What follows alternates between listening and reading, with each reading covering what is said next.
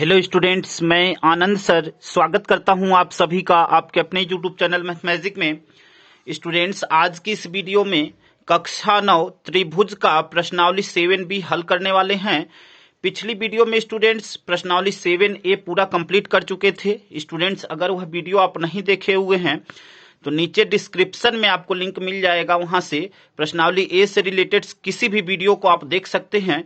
और स्टूडेंट्स, अगर वीडियो देखने के बाद आपको अच्छा लगे तभी आप चैनल को सब्सक्राइब करें, वीडियो को लाइक करें और अपने दोस्तों तक शेयर करें। स्टूडेंट्स, यह प्रश्नावली 7B का पार्ट फर्स्ट है। पहला प्रश्न है इस प्रश्नावली का, सिद्ध कीजिए कि समकोण त्रिभुज में कर्ण सबसे बड़ी भुजा होती है। यहाँ पे ABC हमने एक समकोण त्रिभुज बनाया हुआ है और आपको दिखाना है कि AB यहाँ पे जो कर्ण है वह AC और BC से क्या है, बड़ा है। ठीक है स्टूडेंट, तो इस प्रश्न को करने से पहले एक छोटा सा कॉन्सेप्ट आपको समझाना चाहते हैं। यहाँ पे देखिए, एक त्रिभुज हमने बनाया हुआ है, त्रिभुज ABC, और इस त्रिभुज से छोटी छोटी दो तीन बातें आपको बताना है और उसके बाद हम प्रश्नावली को हल करेंगे। तो यहाँ पे देखिए आपको एक चीज बताना है कि जो कोण, जैसे यहाँ पे हमने त्रिभुज ABC लिया हुआ है, जहां पे कोण A 70 डिग्री, कोण B 60 डिग्री और कोण C 50 डिग्री है। ठीक है, और तीनों कोण मिलाकर कितने होंगे, 180 अंश। ठीक है, तो अब देखिए आपको क्या करना होता है, जो कोण सबसे बड़ा होता है उसके सामने की भुजा सबसे बड़ी होती है। यानी कोण A के सामने की भुजा क्या है, BC। मतलब जो कोण A है उसके सामने की भुजा क्या है, BC। यह सबसे क्या होगी, बड़ी होगी। फिर आपका क्या है, कोण B के सामने की भुजा क्या है, कोण B के सामने की भुजा, तो कोण B के सामने की भुजा क्या है, AC। ठीक है, और यहां पे कोण C के सामने की भुजा क्या है, कोण C के सामने की भुजा AB। यानी यहां पे जो AC होगा, ठीक है, यहां पे AC, यहां पे BC जो है सबसे बड़ा होगा। ठीक है, और AB जो है क्या होगा, सबसे छोटा होगा। मतलब जो कोण बड़ा उसके सामने की भुजा जो है सबसे बड़ी होती है। ठीक है, देखिए A के सामने की भुजा BC सबसे बड़ी है। कोण B जो है 60 डिग्री है, तो इसके सामने की भुजा AC इससे BC से छोटी है। फिर कोण C 50 अंश है, तो इसके सामने की भुजा AB जो है सबसे छोटी है। यानी हम कह सकते हैं यहाँ पे कि BC ग्रेटर देन AC और AC ग्रेटर देन AB। यानी BC सबसे बड़ा है और AB सबसे छोटा है। इसी प्रकार देखिए, अगर कोई भुजा, जैसे यहां पे देख लीजिए, जैसे कोई भुजा आपको दिया हुआ है और वह भुजा सबसे बड़ी है, तो उसके सामने का कोण सबसे बड़ा होगा। दोनों चीजें वाइस वर्सा चलती हैं। वाइस वर्सा का मतलब कि जैसे मान लीजिए आपको बोला कि यह BC भुजा सबसे बड़ी है सपोज, तो BC भुजा के सामने का कोण कौन सा हो गया, कोण A, तो यह कोण A सबसे बड़ा होगा। या आपसे बोल दिया कि यह भुजा जो है AC भुजा सबसे बड़ी है, तो AC भुजा के सामने का कोण, ठीक है, वह बड़ा होगा। ठीक है ना, तो इस तरह से दोनों चीजें, अगर आपको बोला कि साइड बड़ी है तो उसके सामने का कोण बड़ा होगा, अगर बोला कि कोण बड़ा है तो उसके सामने की भुजा बड़ी होगी। ठीक है, इतनी बात आपको बतानी थी। अब प्रश्न को हल करते हैं। देखिए क्या दिया हुआ है आपको। अब यहां पे हम लोग बात करेंगे त्रिभुज ABC में। तो देखिए यहां पे लिखेंगे त्रिभुज ABC में, त्रिभुज ABC में। अब यहाँ पे कोण A प्लस कोण B प्लस कोण C क्या होगा, 180 अंश होगा त्रिभुज के तीनों कोणों के योग से। तो यहाँ पे लिखेंगे कोण A प्लस कोण B प्लस कोण C बराबर 180 अंश। और यहाँ पे रीजन में क्या लिख देंगे, त्रिभुज के तीनों कोणों का योग, तीनों कोणों का योग, त्रिभुज के तीनों कोणों का योग। ठीक है, अब यहां पे देखिए कोण C जो है क्या है, समकोण है। ठीक है, यहां पे कोण C जो है समकोण है, यानी यह 90 डिग्री होगा। तो क्या हो जाएगा, कोण A प्लस कोण B प्लस 90 डिग्री बराबर 180 डिग्री। अब इसका पक्षांतर कर देंगे उधर, तो क्या हो जाएगा, कोण A और प्लस कोण B बराबर क्या हो जाएगा, 180 माइनस 90 डिग्री। अब 180 में से 90 जाएगा तो क्या हो जाएगा, 90 अंश आ जाएगा। ठीक है, यानी कोण A प्लस कोण B क्या हो गया, 90 अंश हो गया। ठीक है, और इसको समीकरण फर्स्ट बना लेंगे। ठीक है, अब देखिए एक चीज ध्यान से समझ लीजिए। अब यहाँ पे जब यह कोण ए प्लस कोण बी 90 अंश हो गया और यहाँ पे कोण सी पहले से ही 90 अंश है, यानी अगर पर्सनल हम किसी एक कोण की बात करें, देखिए यहाँ ए प्लस बी का सम जो है 90 अंश है और यहाँ पे कोण सी अकेले 90 अंश है। तो अगर पर्सनल हम किसी एक कोण की बात करें, अगर हम कहें कि कोण ए, तो वह कोण ए छोटा होगा कोण सी से, क्योंकि कोण ए प्लस बी मिलकर 90 अंश है और यह अकेले 90 अंश के बराबर है। तो अगर हम यह कहें कि कोण ए जो है छोटा होगा कोण सी से और कोण बी भी छोटा होगा कोण सी से, अकेले अकेले में, तो हम यहाँ पे क्या करेंगे, अब यहां से हम लिखेंगे समीकरण 1 से स्पष्ट है, समीकरण 1 से स्पष्ट है। अब समीकरण 1 से क्या स्पष्ट है? स्पष्ट है कि जो कोण सी होगा, देखिए कोण यहाँ पे कोण सी बड़ा होगा किससे? कोण ए से। एक, क्योंकि इन दोनों का सम 90 अंश है और वो अकेले 90 अंश है, तो यह कोण जो है क्या होगा? कोण ए जो है छोटा होगा, ठीक है ना, कोण सी से। तो कोण सी बड़ा है कोण ए से, ठीक है। अब जब यह कोण ए, देखिए जब यहाँ पे कोण सी जो है बड़ा होगा कोण ए से, तो उस स्थिति में क्या होगा? अब देखिए कोण सी के सामने की भुजा, कोण सी के सामने की भुजा कौन सी है? A B. तो हम यहाँ पे लिख लेंगे कि ए बी जो होगा वह बड़ा होगा किसके? कोण ए के सामने की भुजा कौन सी है? B C. तो यानी ए बी बड़ा होगा बी सी से, ठीक है। अभी हमने आपको इसके पहले बताया है, ठीक है। तो अब यहाँ पे इसको हम स्टूडेंट्स क्या बना लेंगे? समीकरण 2, ठीक है। अब देखिए, अब जब कोण सी बड़ा होगा कोण बी से, तब क्या होगा? तो यहाँ पे लिखेंगे जब कोण सी ग्रेटर देन, ठीक है ना, कोण सी बड़ा है कोण बी से। तो देखिए कोण सी, अब कोण सी के सामने की भुजा क्या है? A B. तो यहां पे लिखेंगे ए बी, यह बड़ा होगा, और बी के सामने की भुजा तो यह क्या है? ए सी। तो ए बी बड़ा है ए सी से, और यह इसको बना लेंगे समीकरण 3, ठीक है। अब समीकरण 1 2 3 से आप यहां पे देख रहे हैं, देखिए अब समीकरण 1 2 3 से क्या स्पष्ट है? यहां पे लिख लेंगे, यहाँ पे देखिए, यहाँ पे ए बी बी सी से बड़ा और ए बी जो है ए सी से भी बड़ा है, मतलब यह ए बी जो है बी सी से भी बड़ा और ए सी से भी बड़ा है। तो हम क्या लिखेंगे नीचे? देखिए अब समीकरण 1 2 से कौन कौन सी चीजें स्पष्ट हैं? तो यहाँ पे लिखेंगे समीकरण 2 तथा 3 से, 2 तथा 3 से स्पष्ट है कि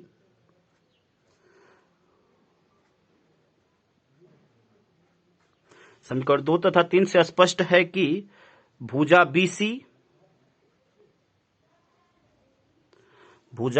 तथा एसी, भुजा बीसी तथा एसी, ठीक है ना, भुजा स्पष्ट है कि यहाँ पे समीकरण 2 तथा 3 से स्पष्ट है कि ए बी भुजा, ठीक है, यहाँ पे स्पष्ट है कि यहाँ पे ए बी लिखना भूल गए, ए बी भुजा बीसी तथा एसी से, यहाँ पे ए बी होगा, ए बी भुजा बीसी तथा एसी से बड़ी है,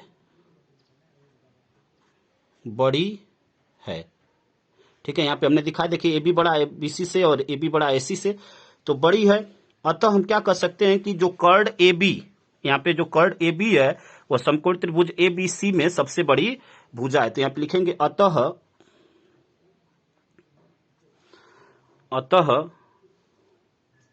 कर्ड ए बी, अतः कर्ड ए बी समकोण त्रिभुज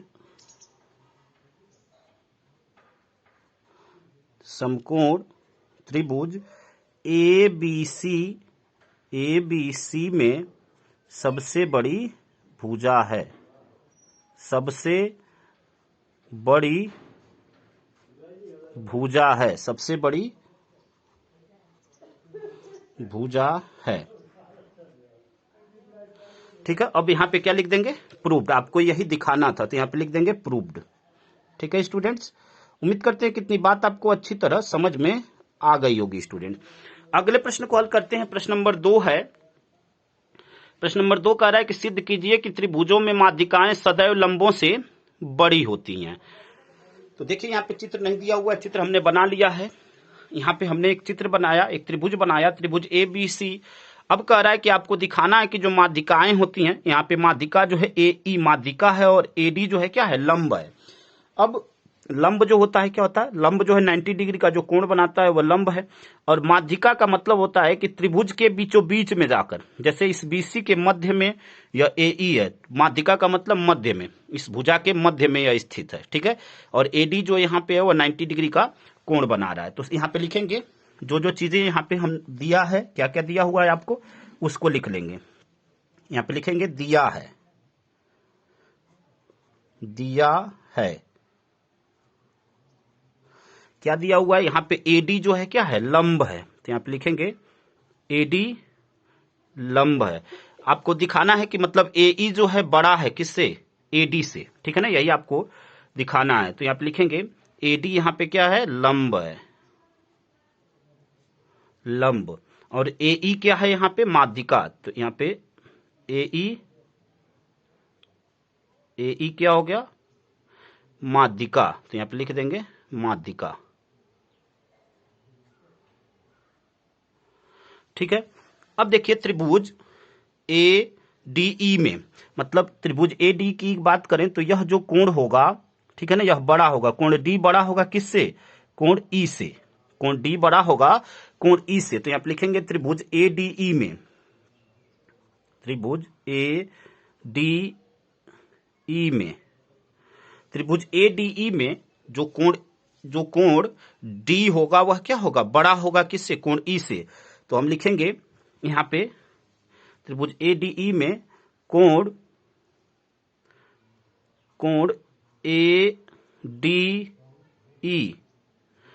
ADE ग्रेटर देन, यानी बड़ा होगा किससे, कोण AED से, ठीक है। कोण ADE बड़ा होगा कोण AED से। अब D के सामने की भुजा कौन सी है, AE। कोण D के सामने की भुजा कौन सी है, AE।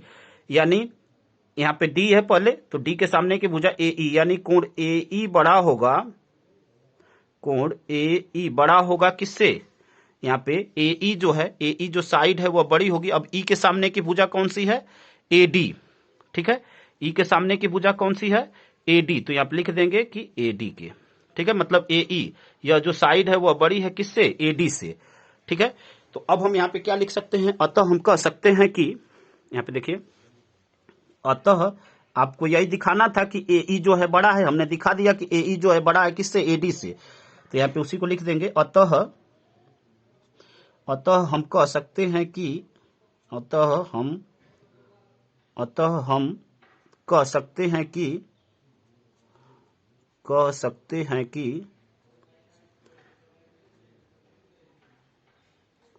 अतः हम कह सकते हैं कि माध्यिकाएं, यहाँ पे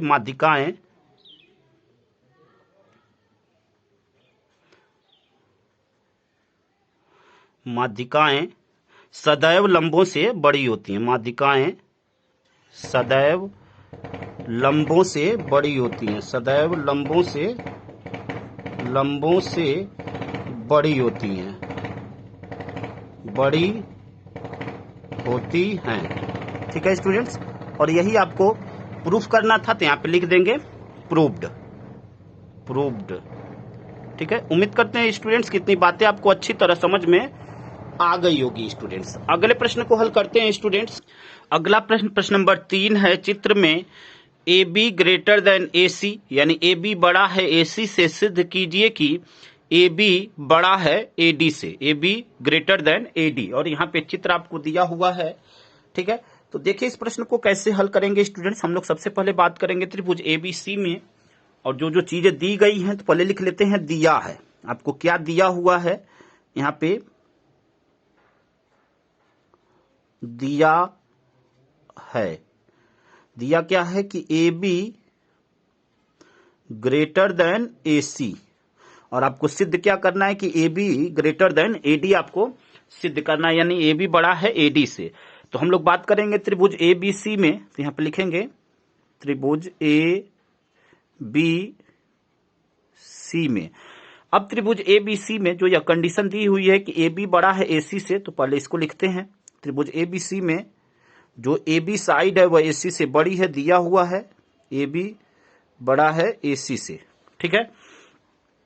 अब देखिए, अभी हमने बताया कि जो साइड बड़ी होती है उसके सामने का कोण भी बड़ा होता है, ठीक है। तो कोण B, अब यह AB साइड, यह साइड बड़ी है, तो इसके सामने का कोण कौन सा हुआ? कोण C बड़ा हुआ, ठीक है। और देखिए यहां पे AC साइड उससे छोटी है, तो इसके सामने का कोण कौन सा हुआ? कोण B हुआ। यानी हम कह सकते हैं कि कोण ACB, ठीक है, बड़ा है कोण ABC से। तो यहां पे क्या लिखेंगे? कोण A, मतलब यह कोण बड़ा है, तो कोण ACB बड़ा है किससे?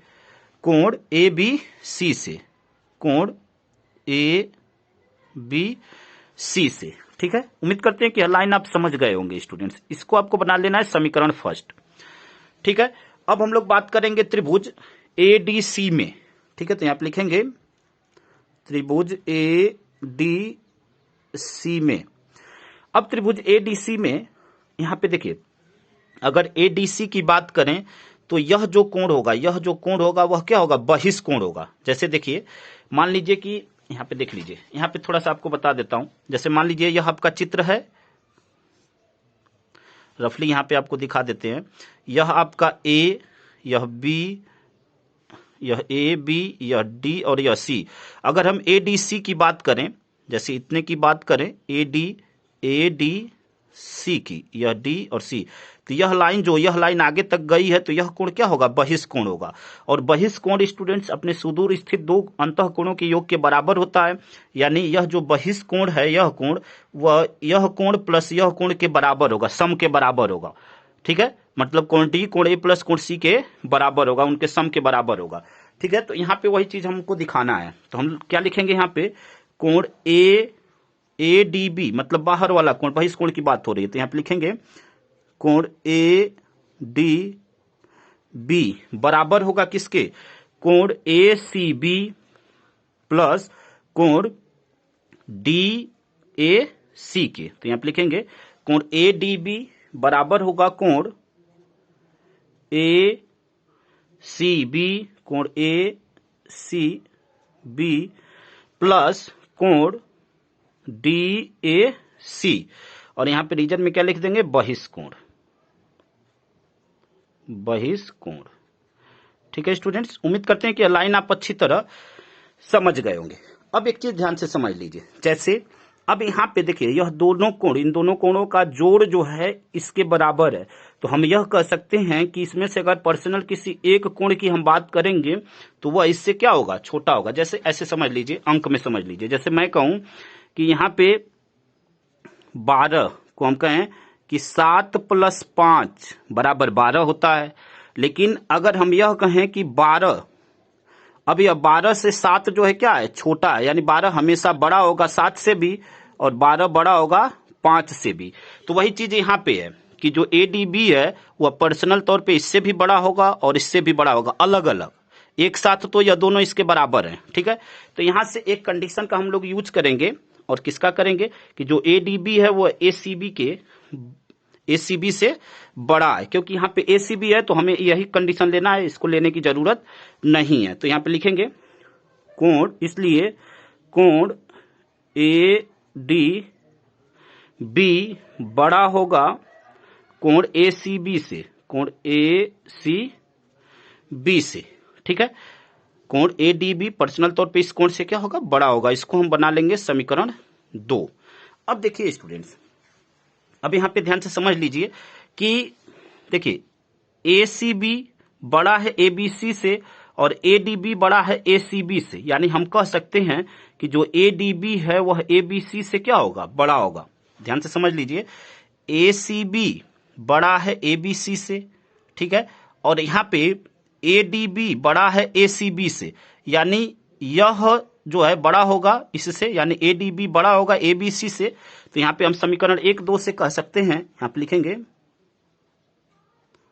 समीकरण 1 तथा 2 से। अब समीकरण 1 तथा 2 से हम कह सकते हैं कि कोण ADB बड़ा होगा किससे? कोण ABC से।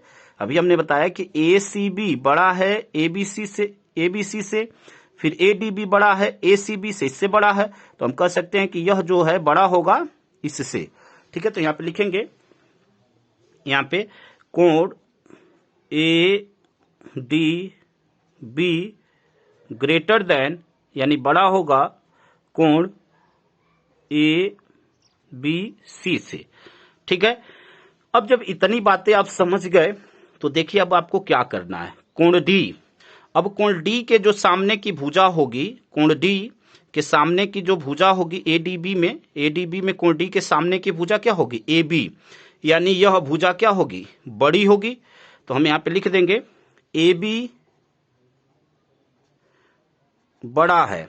ठीक है, अब कोण B के सामने की भुजा क्या हो गई? AD। ठीक है, कोण B के सामने की भुजा क्या हो गई? AD। तो हम लिखेंगे AB बड़ा है किससे? AD से। हमने बताया है कि हमेशा जो कोण बड़ा होगा उसके सामने की भुजा बड़ी, जो बीच में होता है उसी को देखना है स्टूडेंट्स। यहाँ पे D है तो यह, और कौन से त्रिभुज में? ADB में, यानी इधर वाले में, तो इसके सामने की भुजा AB और इसके कोण B के सामने की भुजा AD। ठीक है, यहाँ पे क्या लिख देंगे? कोण AB बड़ा होगा किससे? AD से। और यही आपको प्रूफ करना था यहाँ पे, तो यहाँ पे लिख देंगे प्रूव्ड। ठीक है स्टूडेंट्स, यहाँ पे प्रूव्ड। उम्मीद करते हैं स्टूडेंट्स कि इतनी बातें आपको अच्छी तरह समझ में आ गई होगी स्टूडेंट्स। अगले प्रश्न को हल करते हैं। प्रश्न नंबर 4 है आपका, समबाहु त्रिभुज ABC में कोण B और कोण C के समद्विभाजक बिंदु D पर मिलते हैं तो सिद्ध कीजिए कि AD plus BD greater than AB। ठीक है, और यहाँ पे हमने चित्र बना लिया है, तो ध्यान से एक एक पॉइंट को समझ लीजिए स्टूडेंट्स। देखिए आपको क्या करना है, यहाँ पे देखिए हमने चित्र बनाया हुआ है, बोला हुआ है कि समद्विबाहु त्रिभुज ABC। तो हमने ABC एक त्रिभुज बनाया हुआ है। समद्विबाहु त्रिभुज क्या होता है कि जिसकी सभी भुजाएं और सभी कोण क्या हों? बराबर हो, यानी कोण AB 60 अंश हो, कोण B 60 अंश और कोण C 60 अंश। फिर आपसे कह रहा है कि कोण B और कोण C के समद्विभाजक, यानी कोण B और कोण C का समद्विभाजक, B का और C का समद्विभाजक का मतलब कि यह जो कोण है उसको दो बराबर भागों में बांटे, यानी यह पूरा अगर 60 अंश है तो यह कोण 30 अंश, यह कोण 30 अंश, यहाँ भी सेम वही, और उसको क्या करें? बिंदु D पर मिलते हैं, तो यहाँ पे बिंदु D ले लिया और इतना चीज हमने रचना से कर लिया। तो अब यहाँ पे हम रचना लिखेंगे, उसको D को हमने A से मिला लिया, तो लिखेंगे रचना। रचना में क्या लिखेंगे? A को D से मिलाया, तो यहाँ पे लिखेंगे A को D से मिलाया, A को D से मिलाया। ठीक है, अब जब A को D से मिलाया तो कौन से त्रिभुज का निर्माण हो रहा है? त्रिभुज ADB बन रहा है। ठीक है ना, त्रिभुज ADB, और हमें इसी त्रिभुज को लेकर चलना है, क्योंकि यहाँ पे देखिए AD बोला हुआ है तो AD इसी में मिल रहा है, फिर BD बोल रहा है तो BD भी मिल रहा है, फिर AB बोल रहा है तो AB भी मिल रहा है, तो इसी त्रिभुज को लेकर चलना है। तो यहाँ पे लिखे A को D से मिलाया, अब देखिए A को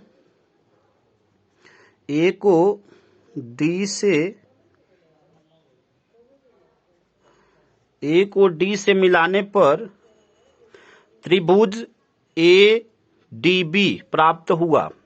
त्रिभुज ADB प्राप्त हुआ।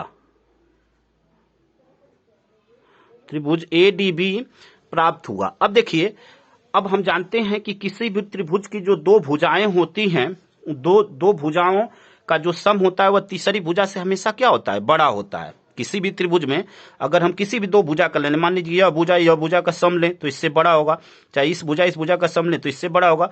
तो किसी भी त्रिभुज में जो दो भुजाओं का जो सम होता है वह तीसरी से क्या होता है? बड़ा होता है। तो यहाँ पे लिखेंगे, यहाँ पे देखिए, चूंकि हम जानते हैं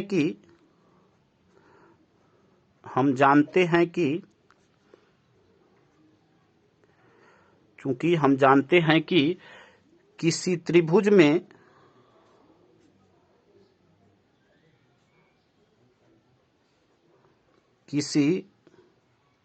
किसी त्रिभुज में उसके दो भुजाओं का योग, किसी त्रिभुज में उसके दो भुजाओं का योग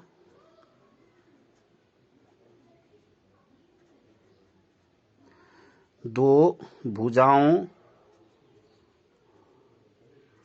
का योग क्या होगा, सदैव तीसरी से क्या होता है, बड़ा होता है। तो योग यहां पे लिखेंगे सदैव,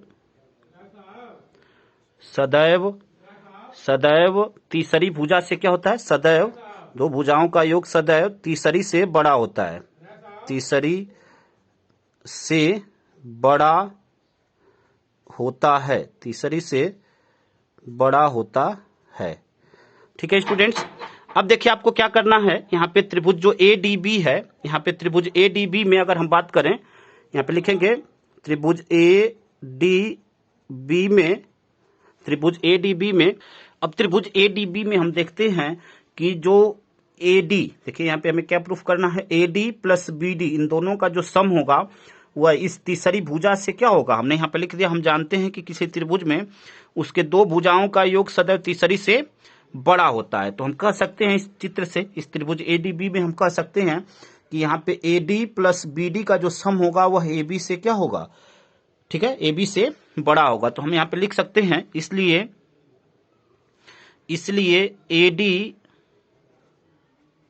AD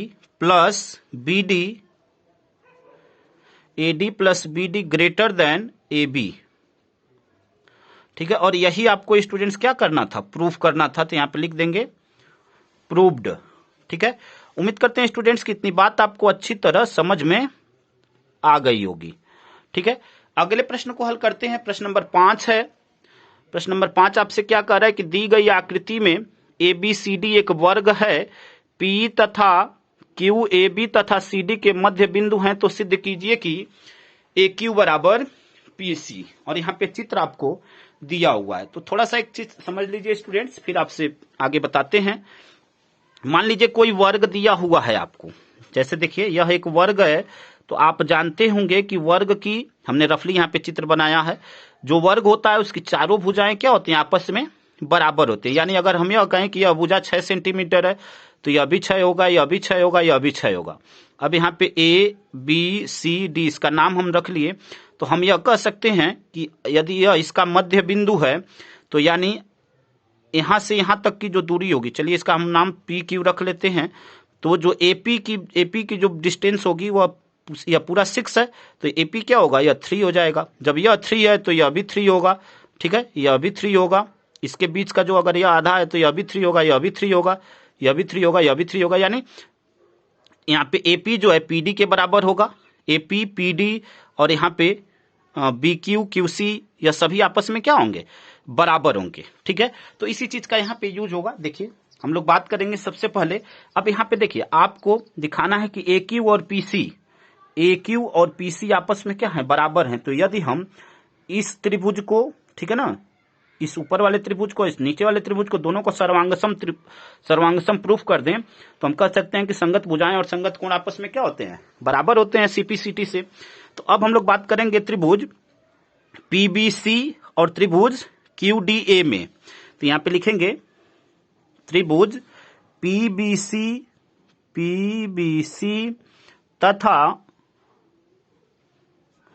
तथा किसमें, त्रिभुज PBC तथा QDA में, त्रिभुज QDA में। अब यहां पे देखिए जो PQ है वह QD के बराबर है। क्यों, क्योंकि हमने बताया कि देखिए इसका AB का मध्य बिंदु P और DC का मध्य बिंदु Q, तो यह यहां से यहां तक यह बराबर होगा, यह भी आपस में बराबर, यहां भी, यह भी बराबर, यह भी बराबर। ठीक है ना, चारों आपस में बराबर होंगे, यानी AP बराबर होगा PB के, DQ बराबर होगा QC के, और यह सभी एक दूसरे के बराबर होंगे क्योंकि यह एक वर्ग है। तो यहां पे लिखेंगे PB बराबर QD। हमें उसी भुजा को बराबर दिखाना है क्योंकि जो सर्वांगसम प्रूफ करना है, बाकी से कोई मतलब नहीं है। तो PB बराबर QD यहां पे लिख सकते हैं, दिया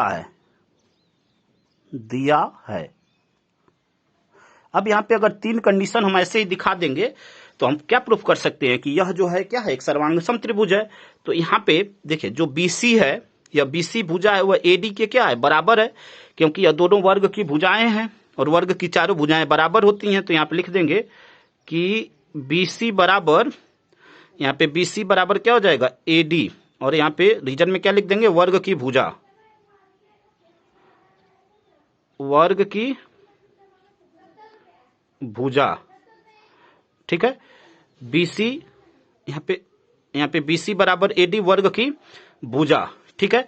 अब देखिए, अब यह BC और AD बराबर हो गए।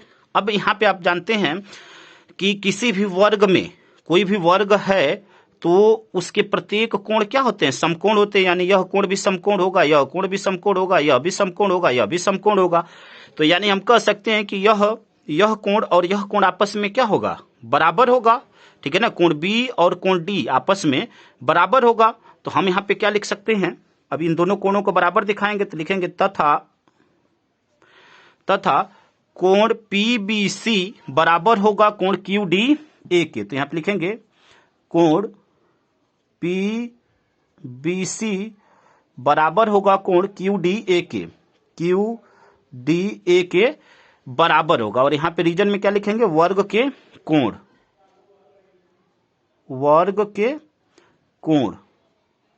अभी यह दोनों कोण आपस में क्या होंगे, बराबर होंगे। तो अब यहाँ पे देखिए तीन अलग अलग कंडीशन हमें मिल गए, ठीक है ना। यहाँ पे दो साइडें मिल गई, ये कोण मिल गया। तो हम कह सकते हैं कि ये दोनों त्रिभुज आपस में क्या है, सर्वांगसम है। तो हम यहाँ पे लिख सकते हैं अतः त्रिभुज PBC कन्ग्रुएंट होगा, यानी सर्वांगसम होगा त्रिभुज QDA के क्या होगा, सर्वांगसम होगा। और कौन से नियम से, तो देखिए यह साइड इस साइड के बराबर, ठीक है, यह साइड इस साइड के बराबर, और यह बीच का कोण यानी साइड एंगल साइड, ठीक है, साइड यह साइड, फिर यह कोण और यह साइड। तो यस से यह क्या होगा, सर्वांगसम होगा। तो यहाँ पे लिख देंगे रीजन में सर्वांग समता नियम कौन से, यस सर्वांग समता नियम से यह दोनों क्या हो गए आपस में, यह दोनों आपस में सर्वांगसम हो गए। अब जब यह दोनों आपस में सर्वांगसम हो गए तो हम कह सकते हैं कि अब संगत भुजाएं और संगत कोण आपस में क्या होते हैं, बराबर होते हैं CPCT से, ठीक है ना। तो यहाँ पे लिख सकते हैं अतः AQ बराबर, यहाँ पे लिख सकते हैं अतः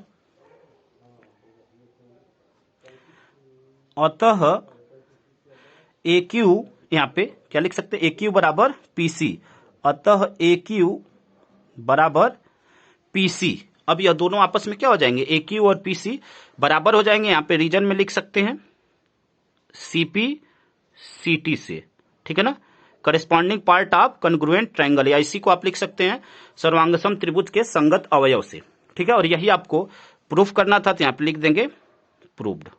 उम्मीद करते हैं स्टूडेंट्स की इतनी बातें आपको अच्छी तरह समझ में आ गई होगी। स्टूडेंट्स बाकी के बचे हुए प्रश्नों को स्टूडेंट्स हम अगले पार्ट में कंप्लीट करेंगे।